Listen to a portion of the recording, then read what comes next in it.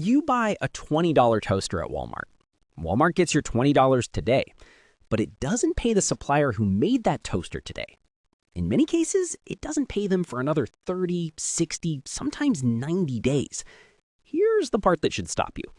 For that entire gap, sometimes 3 months, Walmart is sitting on your $20 and thousands of other people's $20, completely interest-free, before it ever has to hand a cent of it to the supplier who actually made the product.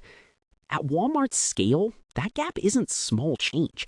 It's tens of billions of dollars in cash sitting in Walmart's accounts at any given moment that technically belongs to suppliers but hasn't been paid out yet. So while everyone thinks Walmart makes its money from selling toasters cheaper than anyone else, a huge, quiet piece of its financial engine has almost nothing to do with the toaster at all. It has to do with exactly how long Walmart can hold your money before someone else gets paid. Everyone knows the Walmart story. Low prices every day on everything. Massive scale lets it negotiate rock-bottom costs from suppliers, then pass some of those savings to customers while still turning a profit on razor-thin retail margins.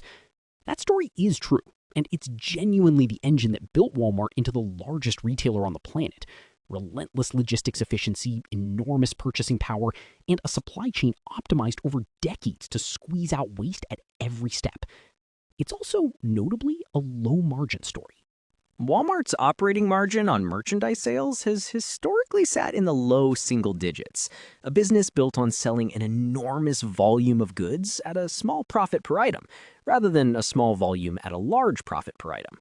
But notice something buried inside that low-margin story.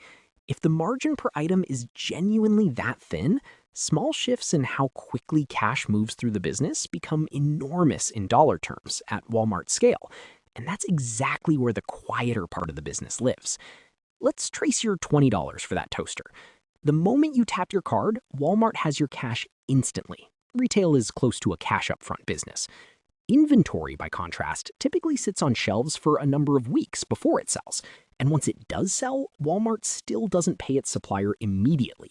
Supplier payment terms at large retailers commonly stretch to 60 days or longer after goods are received. Financial analysts describe this gap using something called the cash conversion cycle, roughly how many days pass between paying for inventory and collecting cash from selling it. For years, Walmart has operated with what's called a negative cash conversion cycle. It collects cash from customers before it has to pay suppliers for the goods those customers bought. That means structurally, Walmart isn't just financing its operations from its own capital. It's effectively financing a meaningful chunk of its day-to-day operations using its suppliers' money. Money it's collected from you, but hasn't yet forwarded to the people who made the product for weeks at a time, at zero interest cost. So your $20 didn't just buy a toaster. For a window of time, it became working capital that Walmart could deploy elsewhere in the business before that supplier ever saw a cent of it. Here's why suppliers accept these long payment terms instead of demanding faster payment. Getting a product onto Walmart's shelves means access to an enormous, largely captive customer base that most suppliers could never reach on their own marketing budget. For many manufacturers, being carried by Walmart isn't just one sales channel among several. It can represent a meaningful share of total company revenue. That dependency creates enormous negotiating leverage on Walmart's side. A supplier who pushes too hard for faster payment terms risks losing shelf space to a competitor willing to accept Walmart's terms as the cost of access to that volume. Very few suppliers are large enough to walk away from that relationship over payment timing alone. Walmart reinforces this dynamic through detailed vendor scorecards and compliance requirements, on-time delivery, packaging standards, data sharing obligations that keep suppliers focused on meeting Walmart's operational bar rather than renegotiating the financial terms underneath the relationship. The result is a quiet standoff where both sides know the arrangement isn't perfectly balanced, but the supplier's need for shelf access outweighs the cost of financing Walmart's cash cycle for an extra month or two. This is the layer that actually explains how a low-margin retailer generates such enormous returns on capital.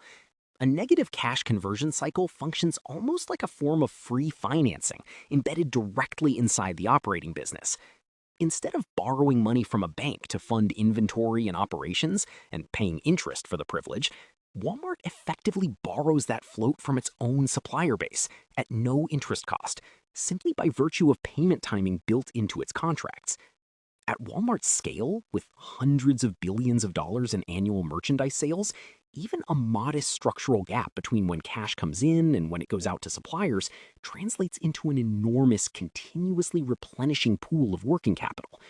Capital Walmart can deploy into store expansion, technology, logistics, or share buybacks without needing external financing for that portion of its operations. Layered on top of this float is a second, increasingly significant high-margin business, Walmart Connect, the company's retail media advertising arm, where suppliers pay Walmart directly to have their products featured prominently in search results and in-store placements. A business that, like the advertising layer seen in other platforms, carries far higher margin than the merchandise sales sitting underneath it. So, beneath the visible low-margin retail story sit two quieter financial engines: interest-free capital extracted from payment timing and high-margin advertising revenue extracted from the same suppliers providing that capital. This dynamic wasn't accidental. It emerged directly from the scale-driven negotiating leverage Sam Walton built deliberately from Walmart's earliest expansion in the 1960s and 70s. Walton's founding strategy centered on relentless cost discipline and buying in bulk directly from manufacturers, cutting out distributor middlemen wherever possible, which gave Walmart unusually direct, high-volume relationships with suppliers from very early on. As Walmart's store count and purchasing volume grew through the 1980s and 90s, that direct relationship gradually shifted bargaining power increasingly toward Walmart, a natural consequence of becoming, for many manufacturers, one of their largest single customers. Longer payment terms became a natural extension of that leverage, formalized over decades into the vendor agreements and scorecards that define supplier relationships with Walmart today. The float wasn't a separate business decision layered on top of the retail model. It was the natural financial byproduct of scale and negotiating power that had been building since Walmart's earliest days as a small-town discount retailer in Arkansas. Scale this across tens of thousands of stores, hundreds of billions of dollars in annual sales, and tens of thousands of supplier relationships, and the combined effect of payment timing float and advertising revenue becomes an enormous structural advantage that's extremely difficult for smaller competitors to replicate because it depends entirely on negotiating leverage that comes from scale itself. But this same leverage has drawn real criticism. Smaller suppliers have described feeling squeezed by extended payment terms combined with mandatory compliance costs, arguing that the arrangement effectively forces smaller manufacturers to help finance a company far larger and more profitable than themselves. Regulators and researchers have also scrutinized the broader retail media advertising trend, questioning whether suppliers feel pressured to pay for prominent placement out of competitive necessity rather than genuine marketing value, echoing similar concerns raised about platform advertising and delivery and e-commerce businesses. Walmart's position is that its negotiated terms reflect standard, mutually agreed commercial arrangements available to any large-scale retail partner, and that the efficiency this scale enables is precisely what funds the low prices consumers depend on. Both realities exist together. A financing structure that has helped fund Walmart's decades of expansion, built partly on payment terms that shift financial burden onto suppliers, who often have limited leverage to negotiate otherwise. So go back to that $20 toaster. It looked like a simple retail sale. It was actually two transactions happening at once.